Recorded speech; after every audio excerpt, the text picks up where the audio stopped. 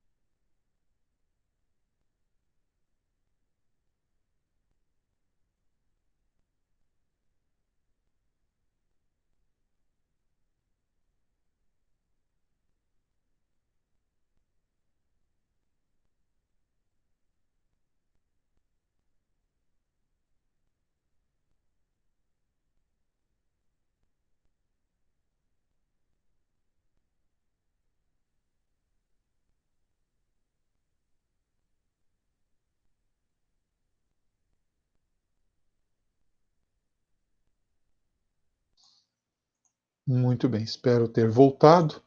Plural hoje está nos dando alguns problemas aqui, né? Vamos lá, vamos ver se a gente consegue agora retomar o nosso caminho aqui na aula. Bem, vamos tentar, então já está gravando, vamos tentar compartilhar a tela. Agora vai. Pronto. Às vezes eu me sinto assim, frustrado, sabe? Muito bem. Para começar, eu queria passar para vocês um videozinho sobre essa história toda da definição das fronteiras na Europa após o final da Primeira Guerra Mundial, né? Ou aí os grandes tratados que aconteceram, etc. Tá? Então vamos começar. Aqui o mapa da Europa, naturalmente. Vocês estão vendo aqui ainda, né? Aqui é o Império Alemão ainda gigantesco, o Império Russo, o Império Austro-Húngaro, o Império Turco-Otomano. Do lado de cá, que é a Islândia, ninguém liga, né? Aqui é a Inglaterra, França e Itália, tá? Portugal, Espanha e tal. Pois bem, logo ao final da Primeira Guerra Mundial, né, nós vamos ter aquilo que pode ser simbolizado talvez como o declínio da Europa, né? As grandes potências, né, as potências vencedoras, que antes era a Tríplice Entente, quando começou a guerra, lembra? Era Reino Unido, França e o Império Russo, tá? Do outro lado, nós tínhamos a Alemanha, Áustria-Hungria e Itália, e depois o Império Otomano. A Itália, no meio do conflito, mudou de lado e passou a apoiar a causa da Tríplice Entente. A Rússia saiu da guerra em 1917, por conta da revolução que criou a União Soviética. Então, no final da guerra, quem vai definir tudo são esses quatro aqui, ó, tá? Principalmente, claro, né, os Estados Unidos, com a proposta dos 14 pontos de Wilson, o Reino Unido com Lloyd George e a França com Clemenceau.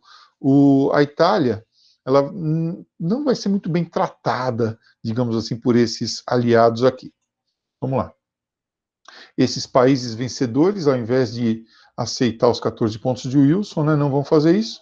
Antes disso, vamos lembrar, a geopolítica dos grandes impérios tinha entrado em decadência, né? Principalmente com a saída, aqui os grandes impérios, né, só para a gente lembrar, Império Alemão, Império Austro-Húngaro, Império Russo e o Império Turco-Otomano. O Império Russo, quando começa a União Soviética, antes de acabar a guerra aqui no fronte oriental, né, aqui no fronte ocidental, no fronte oriental, a guerra já tinha acabado com a vitória da Alemanha. A Alemanha venceu a guerra. E aí nós vamos ter aqui, ó, um tratado sendo assinado, né, o Tratado de Brest-Litovsk, vai aparecer daqui a pouquinho, e a Rússia, o Império Russo, vai perder diversos territórios, né, aqui no Ocidente. Vai perder a Finlândia, vai perder aqui os países bálticos, né, Estônia, Letônia e Lituânia, vai perder a Polônia, que naquele tempo fazia parte do Império Russo, vai perder algumas áreas aqui de baixo, né, Bessarábia, né? Então, essas áreas vão passar para vão ser criados novos países aqui, após o Tratado de Brest-Litovsk, tá? Então, Rússia, antes da guerra acabar, assina em março de 18 o Tratado de Brest-Litovsk e perde todos esses territórios aí, né? Finlândia, Repúblicas Bálticas, Polônia e Bessarabia. A Alemanha e a Áustria-Hungria também vão ser desmantelados, também serão desmantelados. Primeiro, a Alemanha, através do Tratado de Versalhes. Vocês percebem que a Alemanha perdeu território aqui, ó. Esse território vai ser incorporado depois pela Polônia, e o território alemão foi dividido. A região chamada de Prússia Oriental ficou isolada do restante da Alemanha. Ficou isolada do restante da Alemanha, tá? Prússia Oriental isolada, ai meu Deus, isolada do restante da Alemanha. E, por outro lado, né, aqui vai ter uma cidade livre chamada Danzig, tá? O lado, digamos assim, ocidental aqui da Alemanha, na fronteira com a França, uma parte dele será desmilitarizado e outra parte, a Alsácia-Lorena, muito rica em minério de ferro e carvão mineral, né, vai ser incorporado pela França, né, vai ser anexado à França. Então, o Tratado de Versalhes, aqui a Prússia Oriental, né, isolada do restante do Império, tá?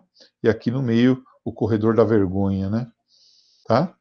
Os outros dois tratados, ó, o Tratado de Saint-Germain e o Tratado de Petit-Trianon, só um minutinho, gente, por favor.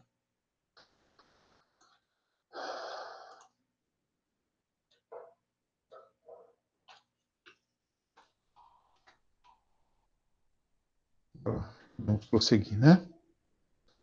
Então, os tratados de... Meu Deus do céu.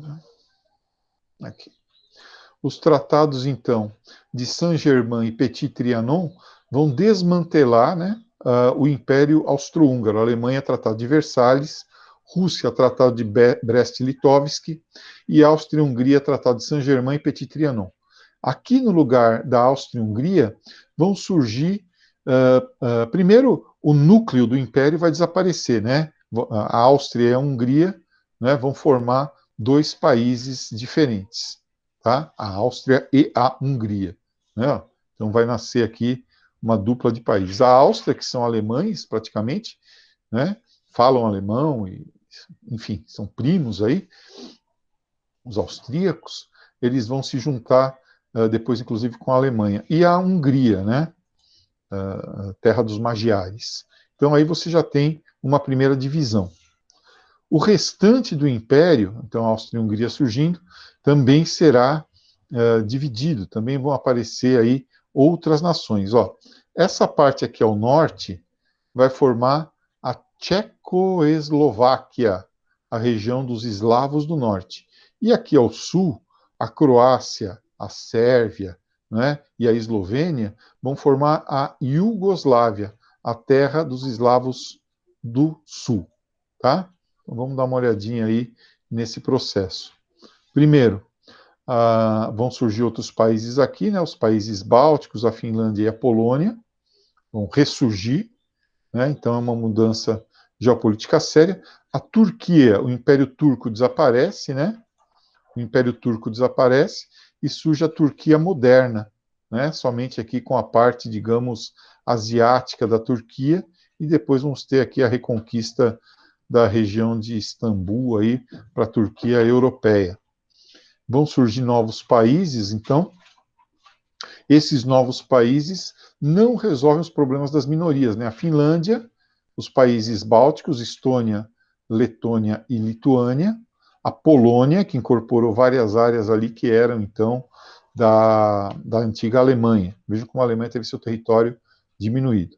Depois nós vamos ter o surgimento desses dois países, eslavos do norte com a Tchecoslováquia e os eslavos do sul com a Iugoslávia, né? Aí o que sobrou são incorporações que vão ser feitas pelos países vencedores, tá? Então a França invade a região da Alsácia-Lorena, né? Que é muito rica em minério de ferro e carvão. A Itália fica com Trieste e Piemonte, tá? A Rússia, perdão, a Romênia invade a Bessarábia e a Transilvânia, e a Dinamarca retoma ali os condados de Holstein e Schleswig.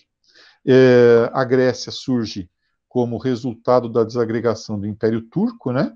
E a Bulgária também como resultado da desagregação do Império Turco. Tá? Então nós temos uma mudança geopolítica de grande alcance, de grandes proporções aí. Tá? Uma coisa que, inclusive, a Alemanha vai se sentir bastante prejudicada. O que sobrou? Sobrou Portugal e Espanha, aqui na Península Ibérica, que vão se tornar fascistas nos anos 30, a Suíça, neutra, e os Países Baixos aqui, né? Holanda, Bélgica e Luxemburgo. E aqui, na Europa nórdica, nós vamos ter a Noruega, que vai ser invadida na Segunda Guerra Mundial, a Suécia, que não vai ser invadida, que vai ficar neutra, e a Islândia. Tá bom? Então, longe de resolver os problemas, essas divisões todas acabam agravando esses problemas, né? Os problemas dos maus tratos à Alemanha, né? O surgimento de uma potência importante do outro lado, lá na Alemanha, na Europa Oriental, a Rússia, tudo isso vai acabar deflagrando essa série de conflitos que nós vamos estudar na aula de hoje, né? Aula 42, página 321, tá? Para a gente começar, então, os termos do Tratado de Versalhes, né?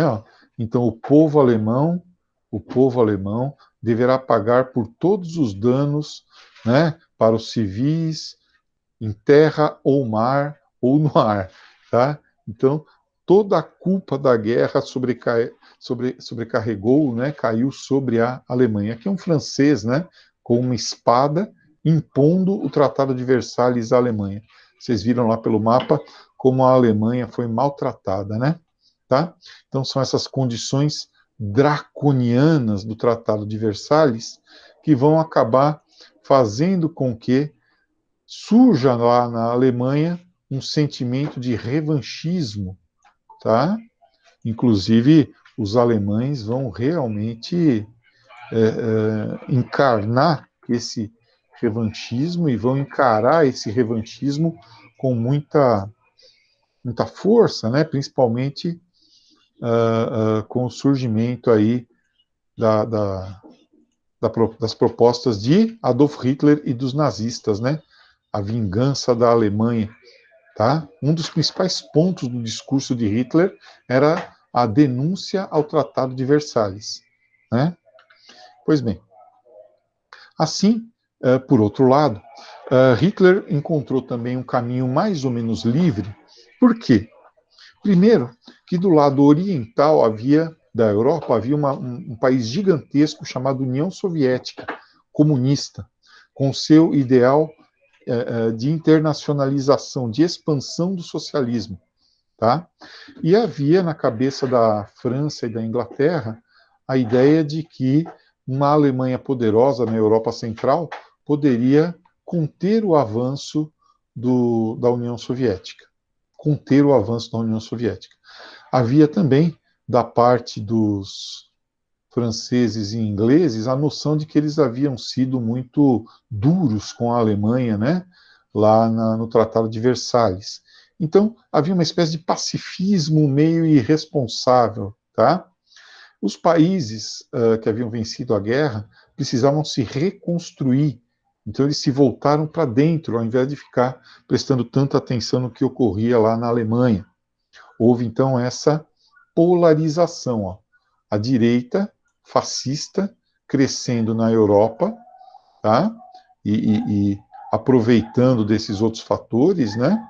Pacifismo irresponsável e anticomunismo, e a esquerda socialista.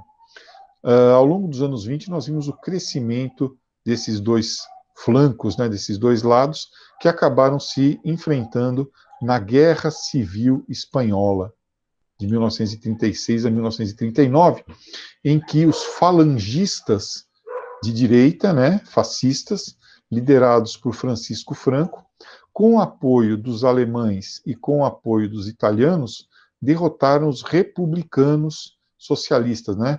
As brigadas internacionais, inclusive teve brasileiro que foi lutar lá nas brigadas internacionais na Guerra Civil Espanhola. Hitler aproveitou a Guerra Civil Espanhola para treinar, né, e para testar várias táticas de guerra.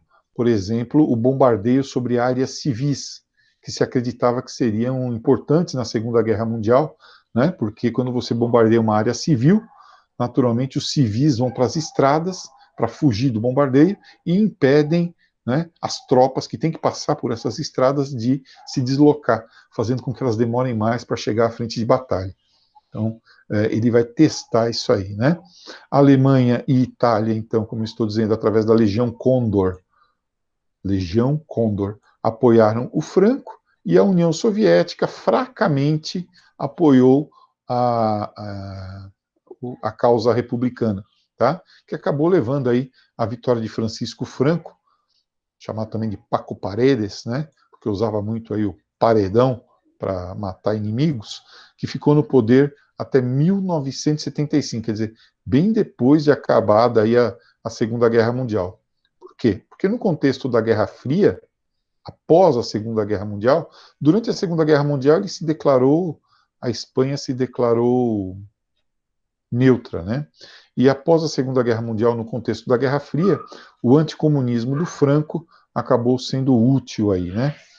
Aí, a partir de 75, a Espanha se redemocratiza, tá? Então, aqui foi o primeiro laboratório, como eu disse, e a grande imagem, né, que chegou para nós da Guerra Civil foi esse quadro, né, de Pablo Picasso, esse mural gigante, esse painel, né, de Pablo Picasso chamado Guernica, que mostra a visão de Picasso do bombardeio da cidade basca de Guernica pela Força Aérea Alemã, tá? Inclusive, ele pintou esse quadro no exílio, lá nos Estados Unidos, né? E esse quadro ficou exposto lá em Nova York durante muitos anos. E o Picasso deixou instruções claras de que esse quadro só podia ser levado para Espanha quando o regime de Francisco Franco tivesse acabado. Bem, quando esse quadro foi exposto lá na Europa, um oficial nazista estava olhando para o quadro e o Picasso estava lá, né? E aí o oficial nazista perguntou para o Picasso: o senhor fez esse quadro? E aí o Picasso olhou para ele e falou: não, foi você, né? Dizendo que o regime nazista é que tinha bombardeado lá Guernica, né? Então esse aí é o quadro Guernica. Bem, a Alemanha, nos anos 30, então, aproveita aí para desrespeitar, rasgar o Tratado de Versalhes. Primeiro secretamente, né? Depois abertamente, quando já estava forte o suficiente. Por exemplo, o Tratado de Versalhes proibiu o rearmamento alemão. Os alemães, mesmo assim, começaram a se rearmar após a subida de Hitler ao poder em 1933. Tá? Disfarçando o treinamento de acampamento, né? Fazendo testes aí e tal, um programa secreto de rearmamento. Depois, tinha uma zona fronteiriça entre França e Alemanha, o chamado Vale do Ruhr, né? Que também não podia ter armas lá. Hitler foi lá e remilitarizou. Aquela cidade livre que eu falei agora há pouco, Danzig, né? Foi reocupada pela Alemanha, lá no Corredor da Vergonha. Em 1935, Hitler entrou lá na Áustria, onde havia um partido nazista muito forte, né? E conseguiu reanexar a Áustria, um processo chamado de Anschluss, tá? E aí Hitler fez o teste final sobre a paciência da França e da Inglaterra. Primeiro, primeiro anexando uma zona fronteiriça onde viviam minorias alemãs lá naquele país que tinha sido criado, que nós mostramos, a Tchecoslováquia. Então, os Sudetos, essa zona fronteiriça, foi anexada pela Alemanha. E depois, toda a Tchecoslováquia foi anexada. Tá? Hitler ganhou muitíssimo território sem disparar um único tiro, né? E ainda essa anexação da Tchecoslováquia, anexação da Áustria, etc., etc., foi tudo legitimado pelo Tratado de Munique, chamado a política de apaziguamento, né, desencadeada pela França e pela Inglaterra, que era mais ou menos o seguinte: vamos entregar países de menor importância para Hitler, a Alemanha serve como barreira para o avanço do comunismo, tá? E nós conseguimos aí evitar a guerra, né? Evitar a guerra. Esse pacifismo irresponsável aqui, né? Que o Neville Chamberlain, lá da Inglaterra, estava tentando fazer. Bom, não deu certo, né, pessoal? Não deu certo, tá? Essa ideia de que a Alemanha tinha sido maltratada e era preciso recuperá-la, essa ideia de que a União Soviética devia ser detida pela Alemanha, tá? Porque se você imaginar o mapa da Europa, a leste da Alemanha, naquele momento, estava a União Soviética, e a oeste, a França e a Inglaterra. O Tratado de Munique também partia do pressuposto que a Alemanha estava meio cercada, né, em duas frentes. Então, se a Alemanha começasse alguma guerra, ela ia ter de novo que enfrentar, de um lado, a Inglaterra e a França, que agora disseram, basta, né, chega, tá? Se a Alemanha, ó, nós vamos te dar até a Tchecoslováquia, daqui para frente, chega, tá? Se a Alemanha decidisse dar mais algum passo, mais alguma anexação, a França e a Inglaterra entrariam em guerra contra a Alemanha. E do outro lado estava a Rússia. E aí, então, a União Soviética. A Inglaterra, a Alemanha ia ter que lutar em duas frentes. Porém, tá? O que a Alemanha faz? Aqui é um selo comemorativo, né? Os vários selos comemorativos ao Tratado de Munique, né? Aqui está o Mussolini, que foi convidado também, né? A participar das negociações, tá? Embora não tivesse nada a ver com isso. Adolf Hitler, tá? Aqui é o Neville Chamberlain, primeiro-ministro da Inglaterra, que um fracasso total, e aqui o Clemenceau, né, ministro lá da França.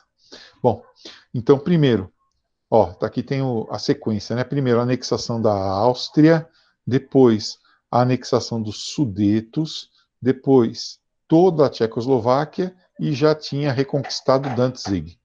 O próximo passo, naturalmente, seria a invasão da Polônia. E do outro lado aqui da fronteira está a União Soviética. O que o Hitler faz? Surpreende todo mundo. Em 1939, Adolf Hitler e Stalin assinam o Pacto Germano-Soviético de Não Agressão, que entrou para a história como Pacto Molotov-Ribbentrop, por conta do nome dos ministros das relações exteriores dos dois países, né? O Vyacheslav Molotov e o Joachim von Ribbentrop. Esse tratado de não agressão tinha uma cláusula secreta, que era o seguinte: a Alemanha ia invadir a Polônia, de leste para não, de oeste para leste, e depois no outro sentido, de leste para oeste, a Rússia iria invadir, tá? Bem, Hitler então não tem mais o perigo de ter que enfrentar a União Soviética. Resultado: 1939, no dia 1º de setembro, Hitler, com sua guerra relâmpago, dá início à Segunda Guerra Mundial. Tá bom? Então, essa é a nossa aulinha de hoje. Alguma dúvida sobre o que foi dito aí? Algum problema, pessoal? Alguma dúvida? Bem, a lição muito simples, né? Nós temos que fazer os exercícios e o resumo, tá? Desse assunto aí. E no nosso próximo encontro, amanhã, de história, nós vamos tratar da Segunda Guerra Mundial. Tá, já vou mandar o link de novo, Caroline. Tá aí, ó. Tá bom? É isso aí. Mais tarde a gente se encontra para a aula de geografia. Tchau, tchau.